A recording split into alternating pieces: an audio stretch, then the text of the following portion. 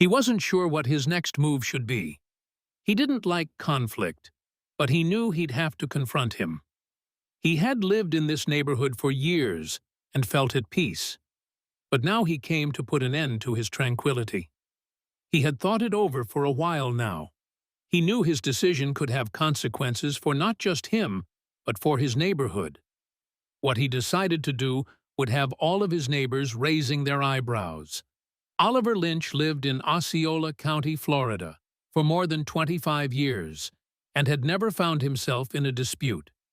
He lived a quiet life without any complaints, and never saw himself in the situation he now found himself in. Osceola County isn't a big city with tourists and lots of traffic coming and going. It was mostly a place for people who'd hung up their profession and retired, just like Oliver, who was 79 years old. But even in the quietest town, there's bound to be a disruption eventually. Oliver owned a cab in the country and decided to spend some time up there to relax. After enjoying nature, he came home to something unexpected. He felt a few years younger. He had taken the time to really de-stress and forget about the worries he had back home. But when he got to his driveway, he saw something that he hadn't seen before. His heart sank in his chest. Oliver's driveway was a path of concrete that gave him enough space to drive up to it before it kinked towards his house. But the once clear path in front of him now had an obstruction: cinder blocks. He just barely managed to drive in between the cinder blocks before reaching his house. Now that he was inside, he'd figure who did this to his property. They would have to answer his questions. Oliver was a man of action, so he wanted to fix this problem himself. He went outside and tried to clear the obstruction on his own. After repeated attempts, he knew it was no use. The cinder blocks weren't going anywhere had the block been cemented in place. Why would anyone have done this to him? Then a thought came to him that gave him a lump in his throat. Next door to Oliver had always been a lot. It was empty for as long as he could remember, and some people even said that it was haunted. Some people even said that someone was buried on the property. Oliver didn't care much for superstitious rumors and had assumed that someone finally bought the lot.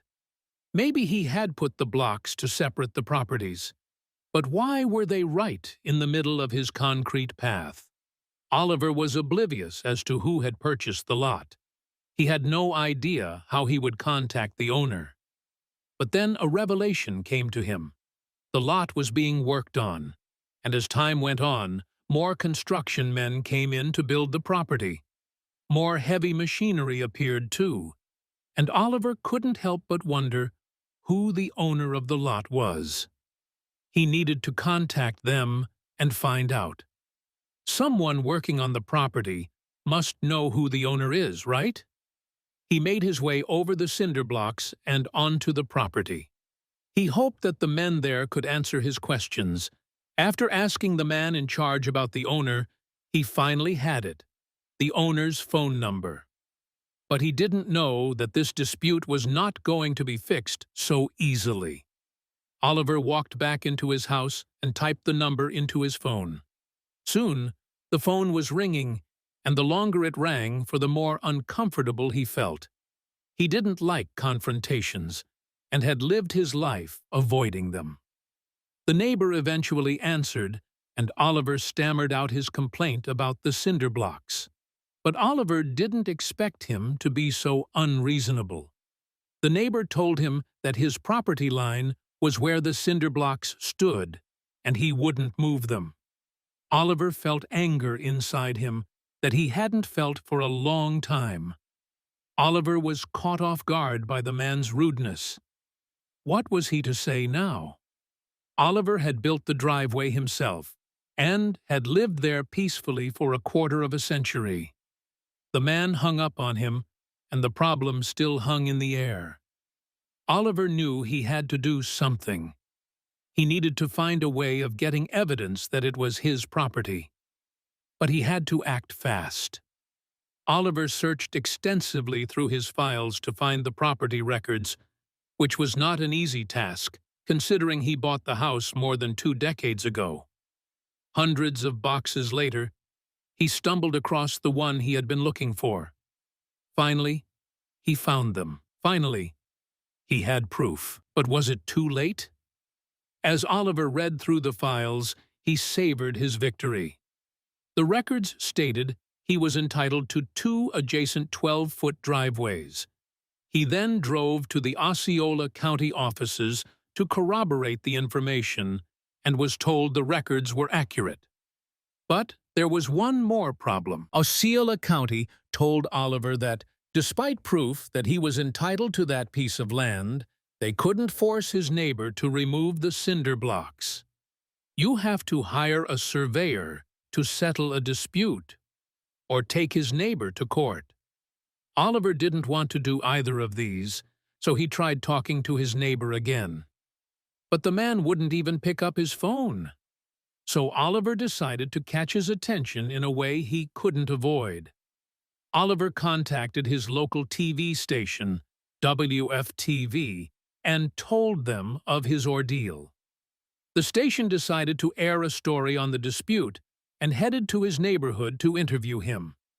As soon as the TV crew arrived at Oliver's home, ready for a tell-all story about his neighbor from hell, Oliver knew he was doing the right thing.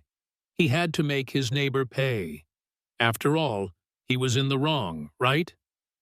"I have little fight left in me, and I hate to see somebody bulldoze over me," he told the TV show. What's he going to do with these extra few yards of concrete? His plight worked, at least with the public. As soon as the story aired, all the locals were on Oliver's side. But without his case, about a week after the story had aired on WFTV, Oliver was the talk of the town. Everybody had seen the story on television, but he still hadn't heard from his neighbor.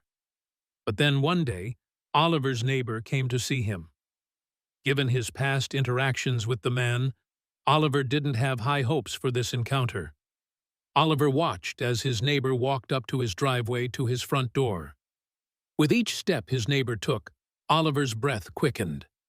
He thought the neighbor had come to complain about Oliver airing their dirty laundry on TV, or perhaps even to threaten him. It didn't matter, though, because Oliver was ready to fight back.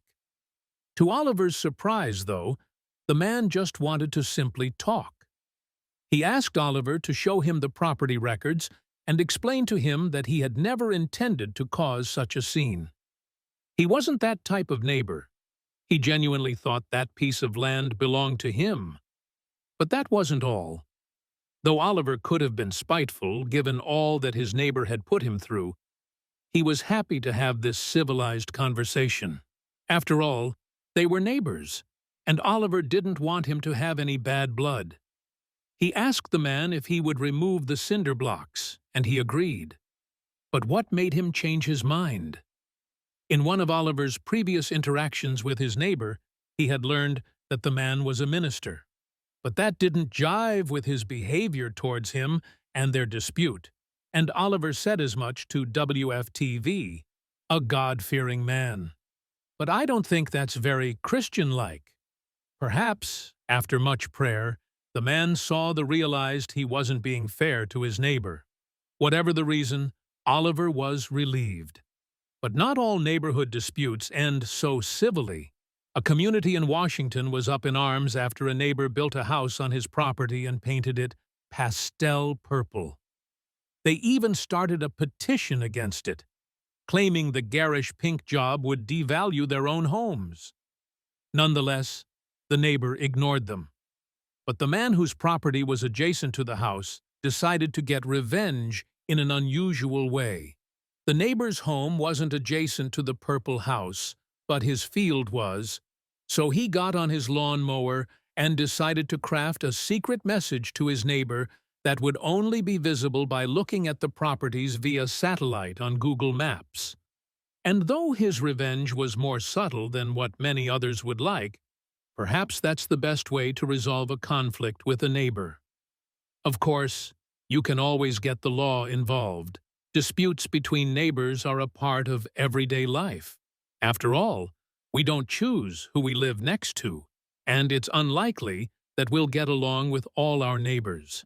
Luckily, most states in the U.S. have laws in the books to deal with the most common neighbor issues, from trees to fences to boundaries and more.